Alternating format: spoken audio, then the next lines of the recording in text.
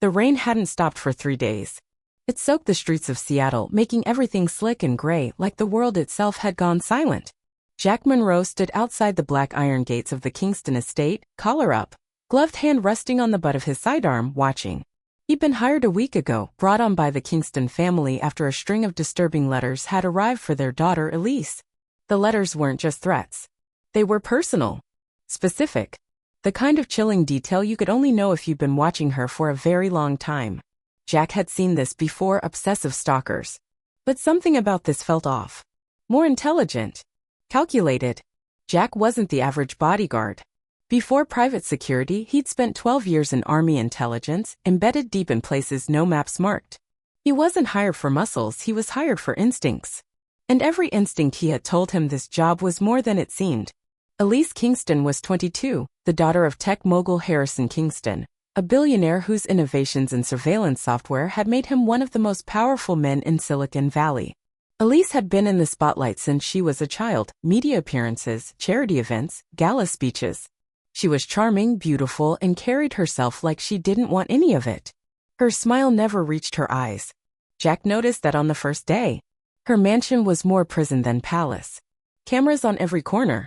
Panic buttons in every room. Yet somehow, someone still got to her. The notes kept coming even after she was placed on lockdown. No electronic signature. No prints. No witnesses. Just thick ivory envelopes, slipped under doors or left on her bed. Jack reviewed the entire security team, 6 men, ex-military, tight protocol. No leaks. No sloppiness. Still, the breach continued. Elise didn't say much to him the first few days. She kept her distance, icy guarded. But Jack didn't take it personally. Trauma makes people build walls. His job was to stay close, silent, and ready. Then on the 4th night, things shifted. Around 2 a.m., Elise entered the security room, where Jack had been reviewing surveillance logs for the 5th time. She looked tired, her eyes red, hair messy like she hadn't slept in days. "Do you believe in intuition?" she asked, surprising him. He nodded. She sat beside him and whispered, "Then listen to this, I don't think I'm being stalked. I think I'm being hunted." Jack leaned forward, urging her to continue. Elise confessed she'd been getting these notes for over a year, long before her father even knew. She'd hidden them, hoping it was just someone playing a sick joke. But over time, the letters grew darker. One had described the exact layout of her bedroom. Another had detailed the contents of her private journal, one she swore she'd never shared with anyone. And the last one included a photo of her sleeping, taken from inside the room. Jack's stomach dropped. He immediately initiated a full lockdown and ordered a sweep of the property. Hidden cameras, microphones, anything that shouldn't be there. But again, nothing. No devices, no break-ins, no digital footprints. It didn't make sense. Unless someone was already inside. Not just the house, but her life. Jack began to dig deeper, looking into everyone connected to Elise. Staff, friends, family.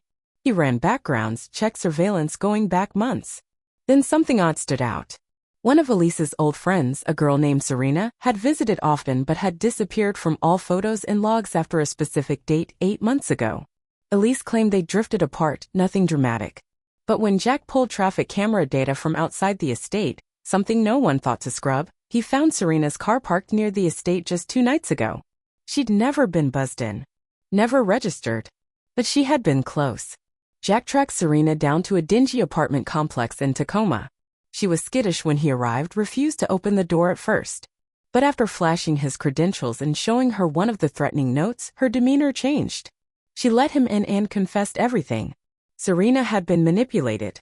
A man she'd met through a freelance coding gig online had befriended her, dated her, then started asking questions about Elise. Innocent at first, then invasive. He paid Serena to plant a few small cameras in Elise's room, just for a prank, he said. But then things escalated. She stopped hearing from him. Her money stopped coming. And then the same man threatened her. That's when she realized she was in over her head. Jack asked for the man's name, but Serena didn't know it.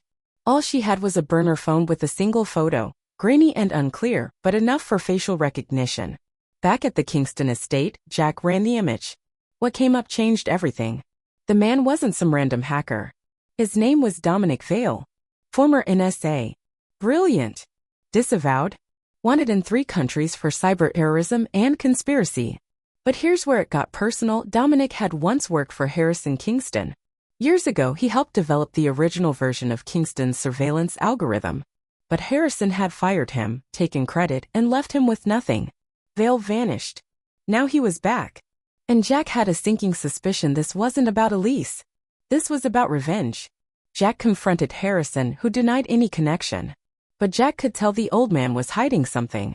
That night, Elise approached Jack again. This time she was shaking. "He was in my dream," she whispered. "Not just watching me, talking to me." He said he was already inside. Jack checked the security feed, nothing. Then he noticed something. The cameras were looping. They weren't offline. They were faking normal. Someone was feeding the system a loop from previous nights. Jack tore open the system and found embedded code, sophisticated, almost invisible. Only someone like Vale could do it. That meant he had remote access. Jack realized if Vale had been feeding fake footage, then he might have already entered the house. Maybe more than once. Jack ordered a full evacuation of the estate. But Elise refused to leave. "I won't run. I want to know why he's doing this." Jack agreed, but only if they did it his way. They set a trap. Jack left the security system untouched but set hidden triggers, small motion sensors not wired into the mainframe. He stationed himself near Elise's room with a silent weapon and waited. At 3:12 a.m., the alert tripped. Motion. Inside the walls. Jack moved like a shadow. He heard the floorboards shift in the hallway, then a soft click from Elise's door. Jack burst in and found a man in black, mid-step, holding a syringe. They fought violently, knocking over furniture, smashing glass. Elise screamed. Jack managed to pin him, rip off the mask. It was Vale. Older than his photo, but his eyes burned with madness. "She's not your daughter," he hissed. Jack froze. Elise looked at him confused. Vale laughed. "He never told her." "Of course he didn't. That man took everything from me. My work. My reputation. My life.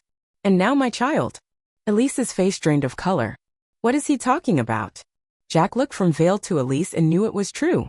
DNA records Jack had skimmed through during his background checks showed inconsistencies. Blood types didn't match. Harrison wasn't Elise's real father. Vale had been in a relationship with Elise's mother before she mysteriously disappeared during a corporate scandal 18 years ago. Kingston had raised the girl as his own, erasing her past. Vale had snapped. Not just because of betrayal, but because he thought he was saving his daughter from a lie. Jack handed him over to authorities and Vale was taken into custody.